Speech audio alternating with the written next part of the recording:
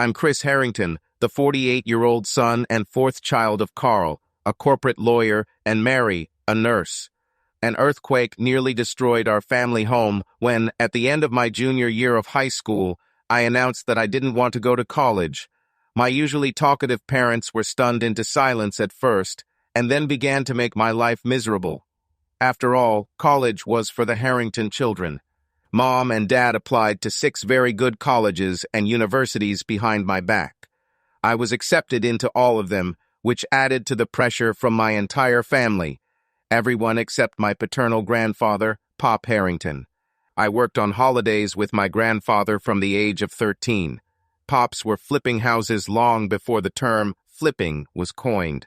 He would buy a rundown house, usually owned by a long-retired couple, completely renovate and update it, and then sell it for a big profit. During the spring semester before my junior year in high school, Pops helped me buy 2 fixer-up houses. I spent the summer selecting contractors, electricians, plumbers, and painters and making sure the job was done right. 2 days before Labor Day, the unofficial end of summer, I sold my second home. While my friends spent the summer working for minimum wage, I split the profits with Pops and earned almost $8,000. Over the next summer, I sold 3 houses. Dad insisted that I find sources of financing myself, although he agreed to sign the bills. At the end of the summer, I gave Papa 25% of my profits. I was left with a wad of money that the average 17-year-old could choke on. Although I was an above-average student and enjoyed my studies, I knew college was not for me. I finally made a truce with Mom and Dad. We agreed that I would take the next year off after high school, but I would need to reapply to college, and we would decide as a family if I would go to college the following year. While my friends were working summer jobs and preparing for their first year of college, I bought a used Ford F-150 pickup with 123,000 miles, a primitive cell phone, and opened Harrington Construction. I contacted every real estate agent who would talk to me and explained which homes I was interested in. I committed to using them as my buying agent when I purchased the home they recommended, and as my selling agent when the renovations were completed. That's how I met the Kelly sisters. Jane and Mickey were agents in their early 20s and relatively new to the real estate industry after graduating from college.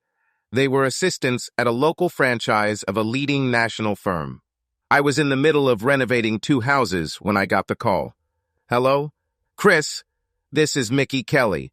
I found a house in West Hartford that looks like it meets your needs. Don't want to watch? The biggest lesson I learned from Pops was urgency. If an opportunity presented itself, I had to be ready to take it. I agreed to meet Mickey in 90 minutes. The house was a modest ranch. According to my estimates, it was built about 50 years ago.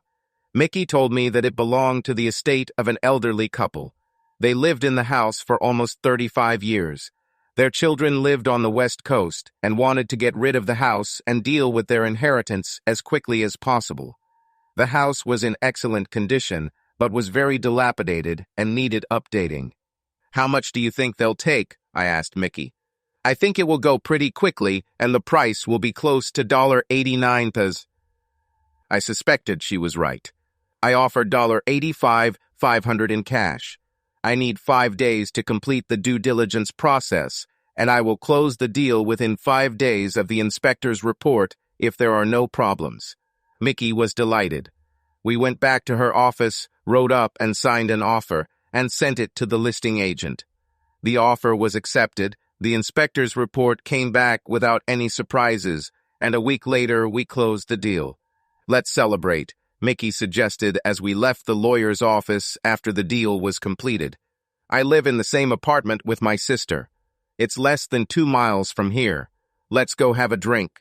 I followed Mickey to her beautifully decorated 3rd-floor apartment on the outskirts of West Hartford. She let me open a bottle of Merlot and poured 2 glasses. We made a toast in silence, and each took a sip. I hope you don't mind if we celebrate this occasion in a different way. Pops taught me a lot about real estate, including that female agents were often grateful to work with contractors who could buy and sell multiple houses in a year. He often said, If I were younger and not married to my grandmother, I would take full advantage of any bonus they offer. Mickey leaned over and kissed me on the lips. When she pulled away and saw the smile on my face, she leaned over again and repeated the kiss. It was a very aggressive kiss. Holding a glass of wine in one hand, I slid my hand down Mickey's back, felt her small, round, athletic ass, and pulled her towards me. We kissed and caressed each other. Despite my age, I have already had a fair amount of sexual experience. When I was in the back seat with my high school girlfriends, my first sex was awkward and ultimately unsatisfying. However, I became friends with 3 real estate agents, including a 43-year-old married woman who taught me most of my sexual skills. It was felt that Mickey also had good sexual experience, and therefore we had a great time and managed to give each other great pleasure. A few weeks ago, I met Mickey's sister Jane. We were looking at a 3-family home on the Hartford to Wethersfield line. Since 2 floors were rented out, it would be very difficult to quickly renovate the entire house. The price was great, but it was impossible to remodel the house quickly, and Jane and I knew it. We ended the tour on the empty 3rd floor. Jane apologized for wasting her time and then reached towards my crotch and asked, "Is there any way I can make amends?" Jane loved hard sex, and I gave it to her. The next 5 years flew by. When I showed my financial information to my parents after the first year, they agreed that I was doing very well. They were disappointed that I wasn't going to college, but they saw my passion for the real estate business. They supported me 100%. Since my 2nd full year on the job, I have been renting anywhere from a dozen to 15 homes per year. I also actively looked for apartment buildings with 6 to 12 units. I renovated each unit as tenants moved out and held the properties for rental income. I quickly discovered that managing rental properties is a pain in the ass. Since I didn't want to get called at 3 in the morning about a broken toilet, I hired a property management company and let them take care of the rental property and all the problems that come with it. Mickey and Jane got married within 2 months of each other. I was invited to both weddings. I figured out dates, including a few threesomes with my sisters, were a thing of the past. I was pleasantly surprised when Jane called and asked if the girls could come to my apartment. I agreed, and 3 of us had sex. I was 24 years old when Mickey and Jen invited me to dinner with their husbands and their little sister. Kate had recently graduated from college and had been teaching at an elementary school in the Hartford area for a year. Kate went to school on a swimming scholarship and was stunningly beautiful. She was taller than her sisters at 5 feet 9 inches. She weighed 135 pounds and had red hair and green eyes. Her athletic physique was highlighted by long, toned legs and the most magnificent ass in the world. Even better than her looks was her personality. She was smart, sincere, and easy to laugh at. I had the pleasure of meeting her over drinks and dinner, even though we were with her sisters and their husbands. I was delighted when at the end of the evening she agreed to take me home to my parents. We were already approaching the Dunkin' Donut store when Kate suggested we stop and talk, since this was the first time we were alone. After grabbing our drinks, we found a table where we could have some privacy. "Listen," Kate began. "You seem like a nice guy, and under different circumstances, I think I would like to get to know you better. I would also like to get to know you better. What's bothering you? I know you've been friends with my sisters for years, and I know they're sluts. I'm pretty sure they're cheating on their husbands. How does this affect you and me? I won't ask if you ever slept with any of them," Kate continued. "But if we are dating, even if we are not exclusive, you cannot date my sisters anymore." "We agreed," I replied. "You should also know that I'm not a slut. I'm far from a virgin, but I've only had sex with guys with whom I have exclusive relationships. That's not a lot of men." Kate and I started dating. The 4th time I asked her out, I invited her to my house for a private dinner. I was delighted when she agreed. I picked her up at her in-laws' house, and I think she was shocked when I pulled into the parking lot behind my house. I no longer lived in a condominium. Harrington's dad and grandma died within 3 weeks of each other 4 years ago. They were incredibly generous to their children and grandchildren, leaving behind a significant amount of property acquired during Dad's lifetime. I inherited their old farmhouse, barn, and 73 acres of land in a small rural town 20 minutes outside of Hartford. Fruit trees, fruit bushes, and vegetables grew on the site. The land was leased to a local farmer, and the rental income allowed me to maintain the farm without investing my own money. It took me almost a year to decide to renovate a 130-year-old farmhouse and barn, and another 2 years to complete the project. When everything was completed, I became the owner of a beautiful home. The outside was neat and retained the appearance of an old traditional farmhouse. Inside, everything was gutted and several walls were eliminated, so that the house took on a modern, open look. I also renovated the barn. I poured a concrete floor and turned the barn into a huge garage and storage area. The back corner has been converted into a gym. The second-floor hayloft was converted into a modern office and now housed Harrington Real Estate and Construction. Truth be told, the office was my man cave. There was only one employee in my company, me. I have bought, renovated, and either sold or rented out properties. I subcontracted all the renovation work, hiring real estate agents, lawyers, financiers, and accountants. I was one person. Kate was impressed when I gave her the big tour. I think she was also impressed by the lasagna, asparagus, and salad I served for dinner. We ate on my back patio, drank wine, and talked until the candles burned out. "Can I ask you something?" Kate nodded and replied, "Certainly. I like getting to know you, and I want to spend more time with you." Kate's smile brightened. "I don't want to date anyone but you.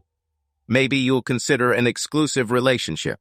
The smile slowly faded, and I was crushed when Kate said, "I need to think about this." Gradually, the smile returned. She laughed and said, "I thought about this long enough. It's time to ask." She jumped onto my lap and kissed me.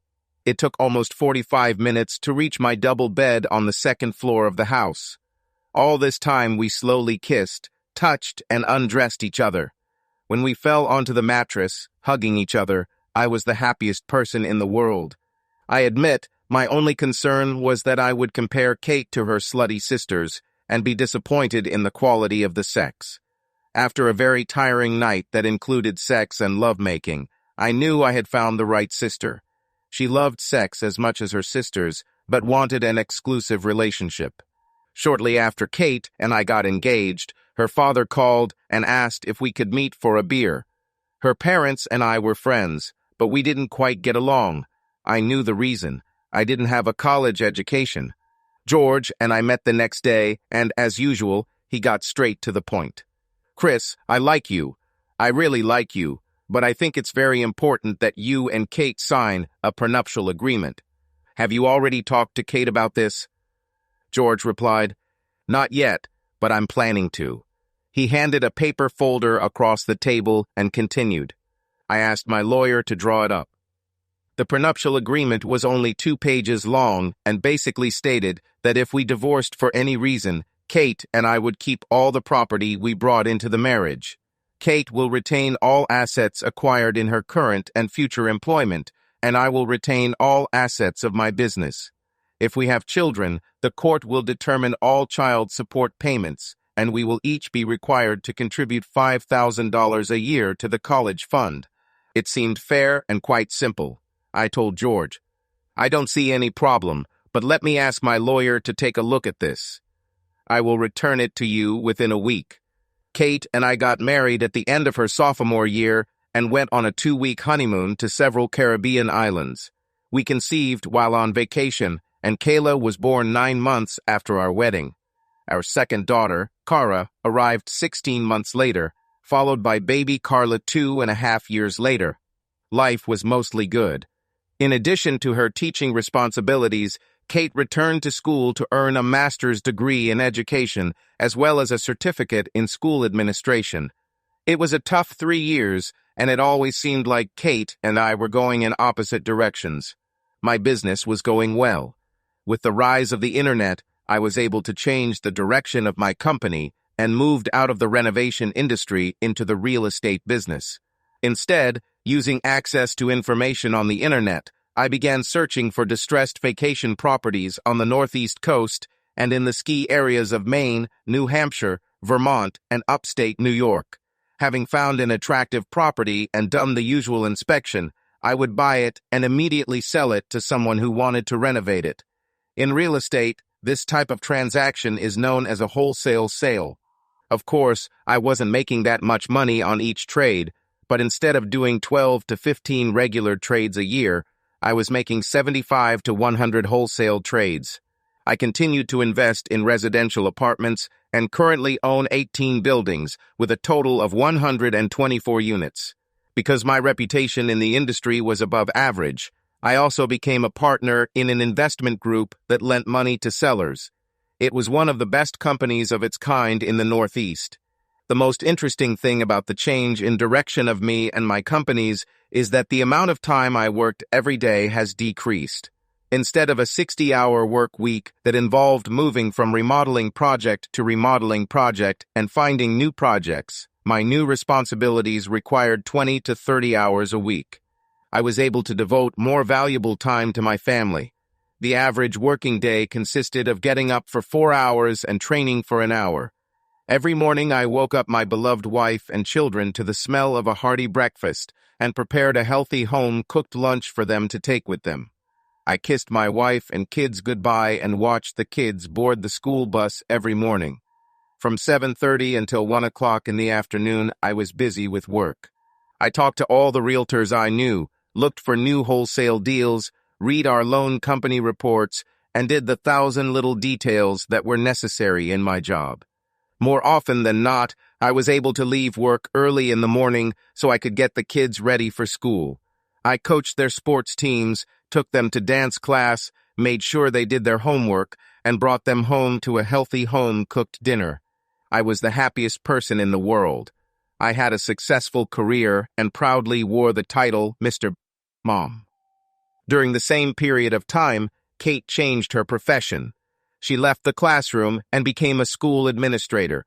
She started as a middle school assistant principal, moved to an elementary school as a principal, then became a middle school assistant principal, and finally, in 6 short years, became the assistant superintendent of our school system. The biggest downside was that while my working hours were reduced, Kate's hours were increased. She had to attend numerous evening sporting events and other school events. She went to every city council and board of education meeting. However, Kate loved her job and the positive changes it was bringing to our city, so I didn't complain. Instead, I enjoyed working around the house. Even with our complicated lifestyle, Kate and I found time to be together, both in and out of the bedroom. After our 12th wedding anniversary, Kate and I were having sex 3 to 4 times a week. The only real test of our relationship began several years earlier, in the 3rd year of our marriage. Kate and I were sitting together celebrating Valentine's Day at our favorite local restaurant. We had just started dessert when Kate said, "I would like to ask you something, and I would like you to be open-minded." I admit that I was a little irritated by her words and tone, and I replied, "When was I open-minded with you?" Kate rolled her eyes and said, "I just think there's a small chance that you'll be upset." So, after making a reservation at our favorite restaurant and giving you a diamond pendant for Valentine's Day, you decided now was the time to talk about what might upset me. Great, go ahead. For God's sake, Chris. I told you there's a small chance you'll be upset. I waved my hand until Kate continued her tirade. Just tell me what you want to talk about. Kate looked at me for almost a minute and then continued. Mickey and Jane go on a 5-day cruise every spring. We chose a cruise during my school's spring break. I would like to go this year. I laughed and said, "Why should this upset me? This sounds like a great idea. Where are we going?" Kate's initial smile turned to concern as she replied, "No, you do not understand. We are planning a girls-only week." My gaze never left Kate's as I reached for my glass of wine and very slowly took 2 small sips. Putting the glass back on the table, I asked, "What exactly are you asking me?" Kate looked puzzled and replied, "I do not understand your question." You started this conversation by asking me if you could ask me a question. What's your question, Kate? What are you asking me? Kate pulled herself together and replied, Well, I guess I'm asking you, do you mind if I leave? I smiled broadly and replied, It's simple. No, I'm against you going, and I'm surprised you're asking. What's wrong with me leaving with my sisters? Kate was clearly annoyed. I was stunned. I shook my head and replied, As you well know, Mickey and Jane are sluts. They were sluts 5 years ago when we started dating, as you noted. They are still sluts today after each of them got divorced due to infidelity. Your sisters are homing torpedoes for men looking for sluts, and you know it. That's the thing if you go without me. So you don't trust me. This is not the issue we are discussing. You asked if I minded you going away, dancing, drinking, and lying around in a bikini on a week-long cruise with your slutty sisters. I am against it, and will always be against it. Kate took a few moments to calm down before she said, You can't tell me I can't go. Again, honey, that's not what we're discussing. We're discussing my feelings about you leaving your family to go on vacation with your 2 slutty sisters. I wish you would stop calling them sluts. I shrugged and said, I wish they weren't sluts. Before we could continue, the waiter came to the table and asked if we liked dessert. When we agreed that it was very tasty, she said, The last dish is a glass of our premium plum wine. Can I bring it to you? Before Kate could agree, I said, No thanks. I took my credit card out of my wallet, handed it to the waiter, and said, Please swipe your card, add 20% as a tip, and bring me the receipt for me to sign. Kate was outraged. She raised her voice and said, We'll stay for wine, and I told the waiter, and we'll take it right now. Thank you. I suspect the waiter knew that even though I had given my wife a beautiful pendant, I had no intention of having sex at the end of our date. I smiled at the waiter and said, Bring my wife her wine and my glass too. Once you have verified my card, return it to my wife and call her a taxi. The waiter's eyes almost popped out of his head when I threw the napkin on the table, stood up and headed to the dressing room to get my jacket. As I started the car, I looked at my watch and gave Kate exactly 3 minutes to pay the bill and get to the parking lot. She got there with 7 seconds to spare. She got into the car and was furious. Never put me in that position again. You understood me. I drove half a mile before I calmly answered.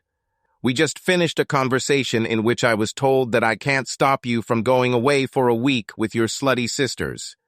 And if so, then you cannot stop me from disgracing you in public, and I, damn it, will do it any time I want. Kate was stunned.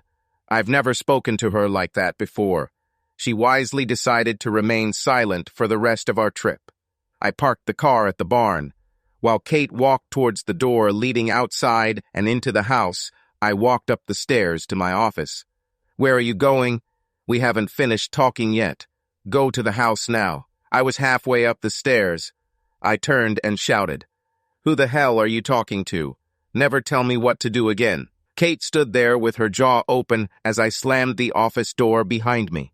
Over the next few weeks, the temperature in our house ranged from freezing to Arctic cold.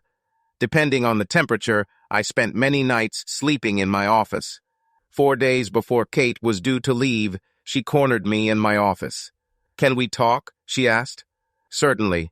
I pointed to the chair and said, Please, have a seat. Kate looked at me for quite a long time before saying, I don't want to leave when you're mad at me. I shrugged and said, There is a simple way to change my mood. Chris, I'm going on a cruise. This is final. We sat in silence for a few moments, and then I asked, Can I say a few words? After Kate nodded in agreement, I told her, For the first time in our entire life together, I'm worried about the health of our marriage. For the first time, I'm worried that your actions might cause our family to fall apart. It's not fair, Chris. Do you really think I'm going to have sex with some guy on a cruise? Sitting here now, I know that you are not thinking about cheating on me. But in a few days, you will be with your sisters, drinking and having fun. 3 gorgeous women in such an environment will attract men, and this can easily lead to unforeseen consequences, especially if two of them are sluts. Kate, you know I'm right. I saw that Kate was preparing her answer and was taken by surprise when I insisted that she knew I was right. She had the decency to blush. I continued. You have to understand that I care about a lot of things, not just sex. Are you going to kiss men? Will you hold hands? How about slow dancing with his hands on your butt, or letting a man apply sunblock to your body while you lie by the pool? Chris, you're just ridiculous. I don't plan to do any of this, but even if it happens, it won't be that bad. I think my smile unnerved Kate. I asked, why don't you plan to do any of this? Why? Because a married woman should not enter into such a relationship with a man. But just because a drunken mistake has occurred, this in no way means that it should lead to divorce. I shook my head and said, we keep going in the same stupid circle.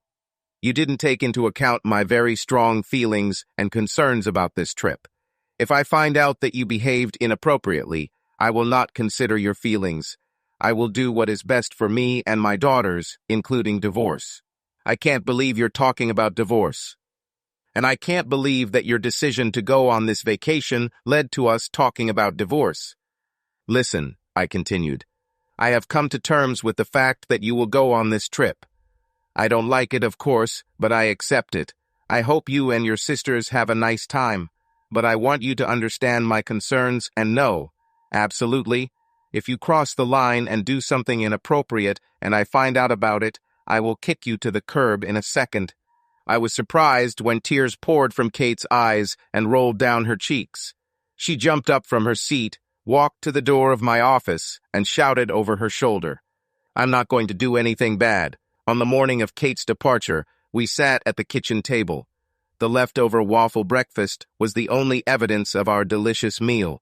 Kate asked the girls about their plans for the week. When the kitchen clock struck 8 in the morning, Kate looked at me and said, it's time for us to go. I told Mickey we'd pick her up at 8:30 and Jane at 9. I asked. Certainly. You will take us to the airport. Kate, I have conference calls scheduled at 8:30, 9 and 9:45. I'm going to my office. What the hell is happening to you? What kind of husband doesn't take his wife to the airport? I was halfway to the door to the kitchen when I answered.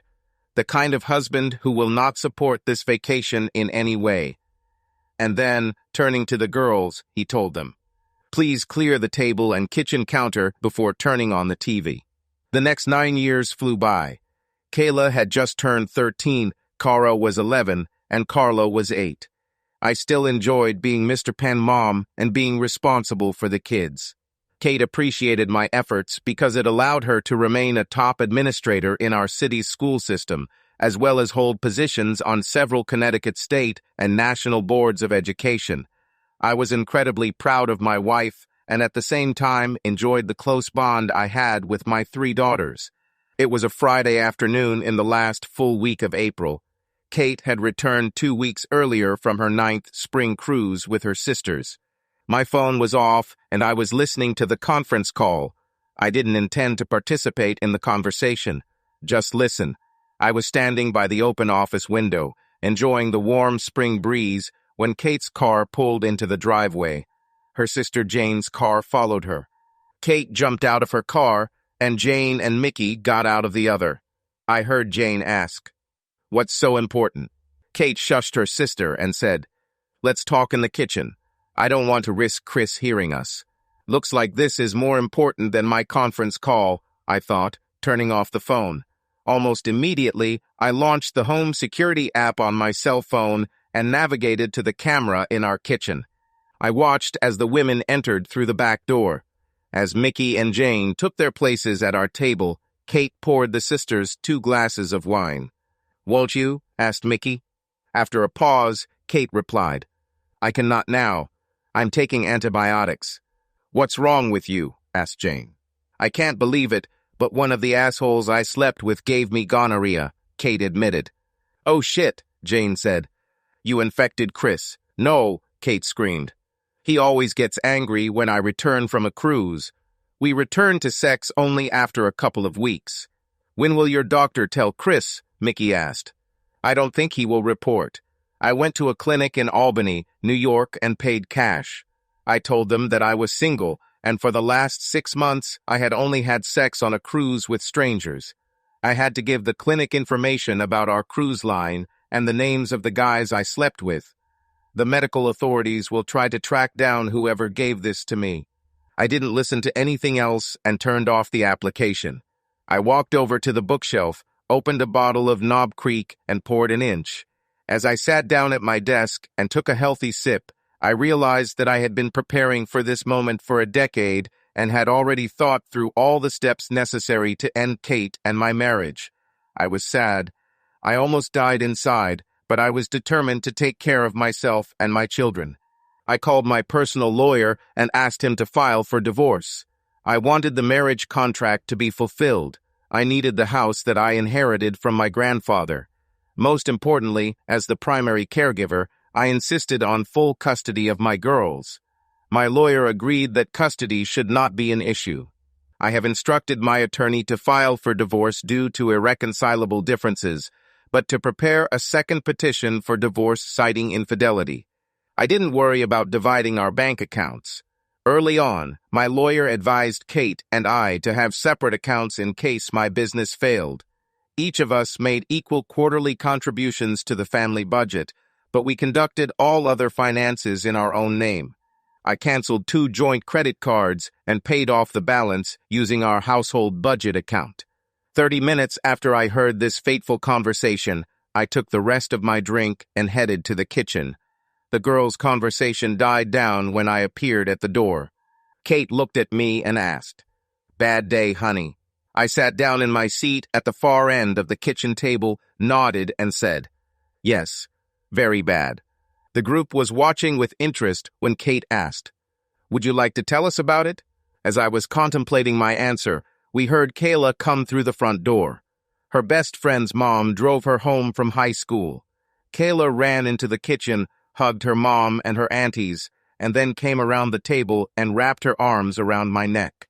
Kayla hasn't seen her aunts since they left on their last cruise. Kayla told her aunts about her school and sports activities. They teased her about the boy who was in love with her. I looked around the table and everyone except Kate was deep in conversation. Kate looked at me with a worried expression on her face. A few minutes later, we heard a school bus stop in front of the house, and shortly after that the front door slammed open. A few seconds later, Cara and Carla ran into the kitchen. After another round of hugs, Mickey and Jane began asking their 3 nieces about their recent lives. We all laughed and chatted together for over an hour. When it became quiet, and I suspected that Jane and Mickey would find an excuse to leave, I said, "I'm calling a family meeting." And then, looking at my daughters-in-law, I said, "Each of you will be affected by our conversation. I invite you to stay." When they agreed, I stood up, filled their glasses with wine, and poured myself another inch of bourbon. Setting the glasses back on the table, I asked Kate, "Would you like some wine?" Kate smiled, shook her head, and replied, "No, thank you." Cara laughed and said, "Wow, Mom doesn't want a glass of wine on a Friday afternoon. And for what reason?" We all laughed and let Kate answer. "I had a little too much on the cruise. I'm trying to lose a few kilos." "It makes me happy," I said. "What relief?" Kate asked. Kate's face went white as I answered, "I thought you weren't drinking because you were prescribed antibiotics." The girls turned to Kate and Carla asked, "Are you sick, Mom?" Kate quickly replied, "No, of course not." Everyone turned to me. I took 2 breaths to calm myself and turned to my girls. I told them, "Your mother just lied to you." "Chris," Kate screamed, "your mother takes antibiotics for a disease called gonorrhea. It's a sexually transmitted disease. A sexually transmitted disease. Your mom contracted gonorrhea when she cheated on me while on a cruise with her sisters. Girls, your father is lying. Go to your room immediately," Kate ordered. No one moved, only the girls' heads turned in my direction. I took my time and slowly said to my girls, "I'm sure you know deep down that I would never lie to you about something so important. Go to your rooms." Now, like a tennis match, 3 little heads turned from Kate to look at me. Girls, you should know that I contacted Mr. Phillips. You know he's my lawyer. He will prepare the divorce papers this weekend. He'll make sure Mom gets a copy next week." Kate's eyes flashed with rage. "How dare you interfere with our children in this personal matter?" Looking at Kate with as much contempt as possible, I replied, "Alan will file for divorce on Tuesday. Our private case will become public in just a few days." And then, looking at my daughters, I told them, "Next year will be very difficult for our family. I want to treat you with respect and tell you the truth from the beginning. I want you to know that it's not my fault. It's all because of your mother. She cheated on us. She destroyed our marriage and split our family." Watching my daughter's reactions, I was not surprised by Cara and Carla's tears and sobs. I was surprised by my oldest girl's lack of emotion. She looked determined as she asked, "Dad, I want to tell you something important, but I'm afraid that you will hate me." I walked around my sister-in-law Jane and took Kayla's hand in mine. "Hating you is impossible." I was confused when Kayla burst into tears. She turned and looked at Cara. When Cara nodded in silent agreement, both girls hugged and cried together. "Look at the mess you made. How dare you upset our family like that?" I watched Kayla and Cara closely as Kate spoke. Her words had no effect on the girls. Instead, Kayla calmed down and said, "2 years ago, when Mom returned from a cruise, she was sitting here with Aunt Jane and Aunt Mickey. We were upstairs in Cara's bedroom." Kayla pointed overhead to Cara's room and continued, "I heard Mom, Aunt Jane, and Aunt Mickey talking through the ventilation. They laughed and bragged about who had the most sex during the cruise. They described some very vile things that I remember word for word, but do not want to repeat. I remember everything too, Dad," Cara picked up. "Dad," I answered. "Yes, Kayla. I'm sorry I didn't tell you." "I'm sorry too, Dad," Cara said. Kayla continued, "We know that Mom did very badly, but we were afraid to tell you." I continued to hold Kayla's hand and reached out to Cara. Little Carla did not understand everything that was happening, but did not want to remain on the sidelines. She moved closer to Cara and joined them. I told all 3 girls, "You don't need to be sorry. Your mother and aunts should not have put you in this position of having to hear about their disgusting behavior. It's their fault, not yours. I won't live with my mother after the divorce. I want to live with you." I was surprised that Kayla had gone that far with her thoughts. I was happy and proud when Carla and Cara nodded in agreement. Kate decided to take a moment to continue her stupidity. She stated, "In a divorce, the mother always gets custody. If your dad doesn't stop this nonsense immediately, you will live with me. I guarantee it." All 3 girls looked upset and turned to me. I smiled and explained. "In most cases, the mother receives primary custody." Kayla groaned until she saw me raise my hand. I continued, "They receive custody because in most cases the mother is the main caregiver. Let me ask you a few questions. You don't have to answer out loud." The girls nodded for me to continue. "Who cooks breakfast for you every day? Who packs your lunch for school and cooks dinner? Who goes grocery shopping every week? Who stays home with you every evening while your mom is in a meeting? Who takes you to the doctor for your annual checkup or when you're sick? Who coaches your sports teams and volunteers to chaperone school trips? Who takes you to dance classes and theater rehearsals?" After that, I asked, "Can you remember one thing that your mother does regularly to contribute to our family?" Kayla jumped up from her seat, walked around the table, and jumped into my outstretched arms. "It's you, Dad. You are our nurse and the best dad in the world." When Kayla finished, her 2 sisters joined us in a huge group hug. I waited a minute until we calmed down. "Go to your rooms, girls. My mom and my aunts need to talk." I received 3 juicy kisses on the cheek. The girls ignored Kate, Jane, and Mickey as they walked out of the kitchen. They were already leaving the kitchen when I ordered, "Girls, I don't want you to eavesdrop. Please go to Carla's room." Given the emotional nature of the situation, I was pleased to hear 3 chuckles and a chorus of, "Okay, Dad. Looks like you won," I said to Mickey and Jane. I saw that they did not want to answer, but I forced them. What do you mean? Mickey asked. I wanted a faithful and loving wife, and you wanted Kate to be a slut. You won. Mickey had the decency to groan. I'm not a slut, Chris, I laughed and replied. Your venereal disease is proof that you are a slut. Stop it. Please act like an adult. We don't need vulgar language. Jane jumped up and explained. It was only 1 week a year, Chris. Kate has a stressful job and relaxes while we're away. There's nothing wrong with that. I couldn't help myself and said, if I wanted a slut for a wife, I would marry you or Mickey. Fuck you, Chris, Mickey continued. You never complained when you had sex with us. The sisters nodded in agreement. Let's get a look. I was 19, horny and lonely. I waited a moment before asking. Once you introduced me to Kate, did I accept any of your many invitations to continue having sex with you? Everyone at the table knew the answer. Nobody said a word. I don't want a divorce. I will fight to save our family. Fortunately, Kate, I don't need your permission to divorce. I ordered the divorce to take place on the basis of irreconcilable differences. If you resist, I will ask the court to order that you be tested for sexually transmitted diseases. I think the test results will prove that you are a cheater. Then I will change the terms to infidelity, and the whole world will know that you are a lying liar. Hey, little sister, Jen intervened. We're going to get out of here and give you two some alone time.